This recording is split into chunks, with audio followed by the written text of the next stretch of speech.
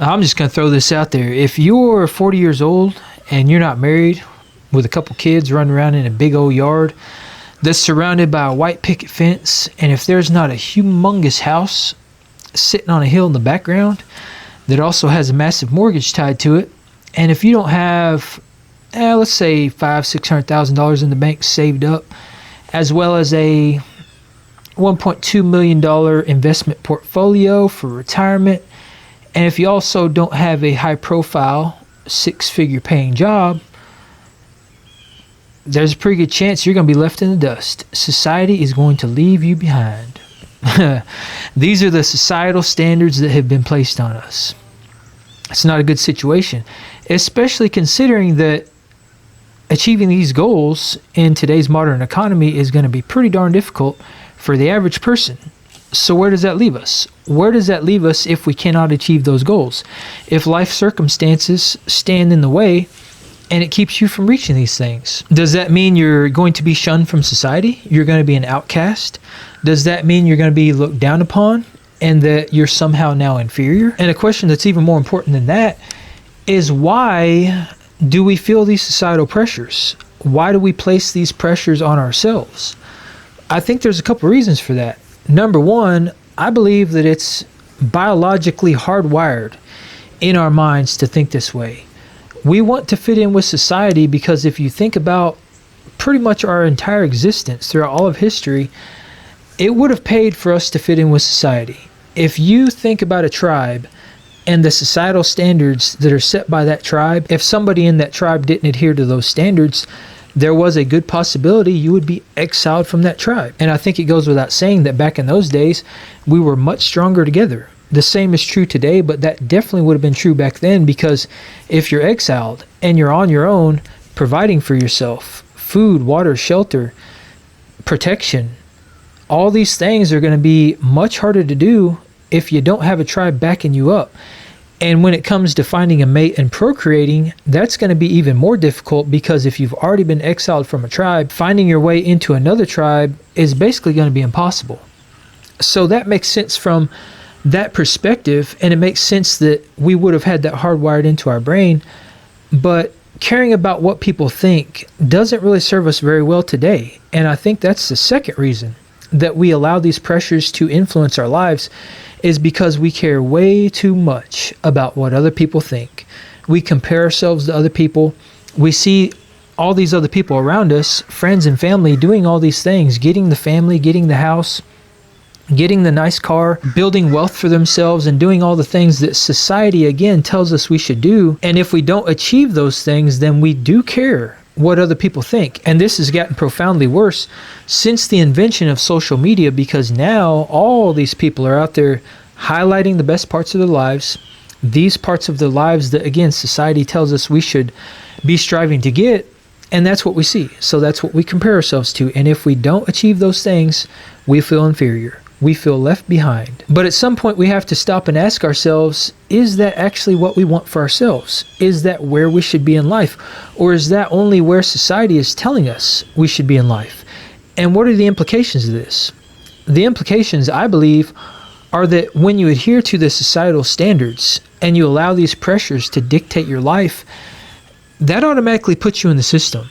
And not only does it put you in there, but it keeps you in there. It keeps you trapped, because then you have the mortgage, you have the car payments, you have all these obligations financially and for your life. And if you get a family and you get married and all these things, that's more obligations.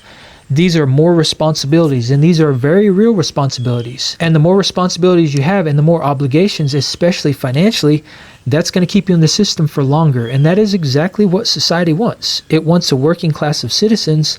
And when we adhere to these standards and these societal norms, that's what we get. But something else that goes beyond that is that a lot of times what happens when you adhere to these societal norms, then that can kind of back you into a corner, and it can actually cause you to settle. Because what I've seen is that a lot of people, they'll allow these things to influence their lives, and they'll believe that they have to start a family. They have to get married and start a family by a certain point in their life, because they see this happening around them. The biological clock is ticking, and there's only a certain amount of time to get these things done.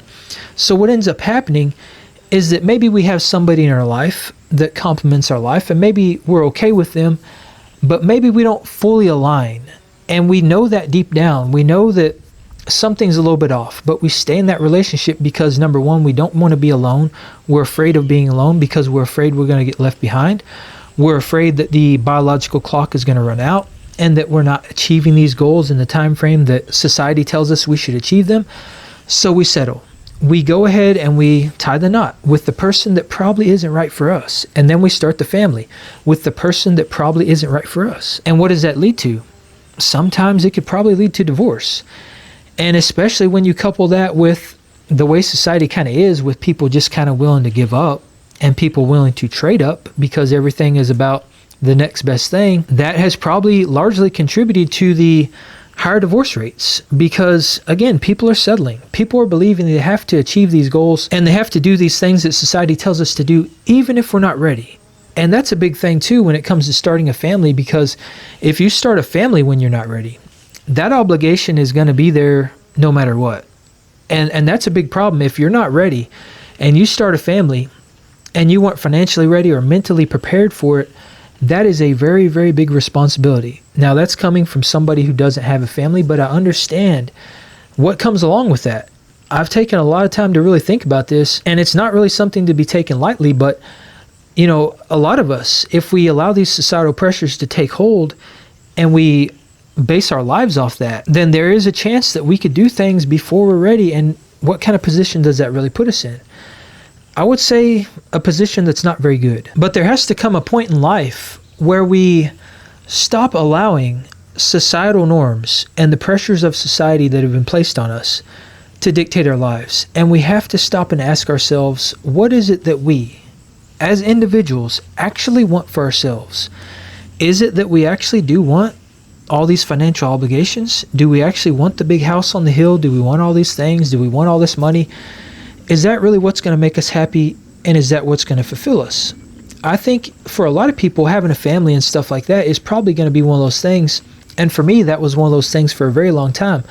I've since changed my mind on that just because of the way society is going and because of all the risks involved with starting a family. But these are the choices that I have made as an individual. And we have to stop and ask ourselves, what are the choices that we as individuals would like to make? What are the things that are actually going to fulfill us? What are the things that are actually going to make us happy? And if it is the things that society has told us that we need to be chasing, that's totally fine. But we need to take the time for ourselves to figure that out for ourselves. And I think one of the best ways to do that is to think about what you would be doing, what your life would look like if no one was around. If there was nobody watching, if you didn't have anybody to compare yourself to, if none of this stuff existed and it was just you, who are you as a person when nobody's watching? I can tell you that for me personally, I used to be somebody entirely different. Sometimes I presented myself in the way that I believe society wanted to see me. And what I realized after years and years and many decades of doing that is that I wasn't being me. I wasn't being a person that was true to myself. And after doing that for so long, that can eventually wear on you. It actually started to confuse me, and I started to lose sight of who I actually was as a person. I was caring too much about what people thought of me. And I'm kind of a weird person because throughout my entire life, I've never really cared too much about what people think of me. I've always been the person that if there's a trend or something going on that most people are doing, I do the exact opposite. And for some reason, I've done that my entire life. Certain TV shows and stuff would come out and everybody's raving about them. And I would intentionally not watch those shows just because they're trending. I don't know why I've done that, but it's just kind of the way I've always lived my life. So in a very large way, I've always been this way. But on the other hand, I've also been very careful about how I present myself to the world. And in my case in particular, it's caused me to suppress parts of myself. Parts of myself that would be very silly and outgoing. And sometimes I would crack jokes or just do stupid stuff that I would do by myself when nobody's around. I would hide all that. And I would only present the best parts of myself to society because, again, these are the standards and these are the pressures that we place on ourselves. There are a lot of them. There's a lot of stuff out there that we do intentionally and maybe even unintentionally. This is stuff that probably we do on a subconscious level because we want to fit in, because we care too much about what people think. But what I've learned over the years is that by continuing to do that, I'm essentially losing sight of myself. I'm losing a piece of myself, the piece of myself that I would say is more important to me than presenting the best part of myself to the world.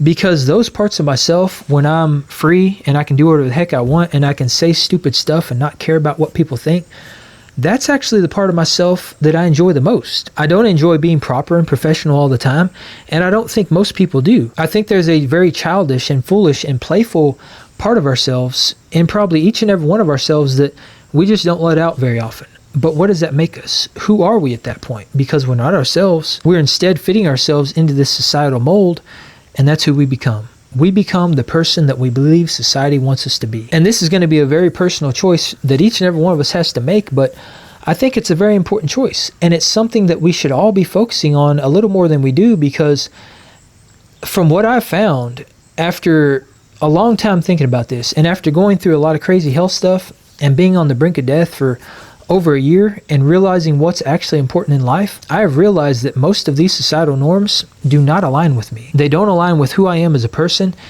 And ever since I've started making a conscious effort to figure out what it is in life that actually lights me up, what it is that I actually want to get out of life, my life is transformed. I now see things in a completely different light, and I can live a life that is true to me as an individual. And that life is going to be completely different from everybody else's.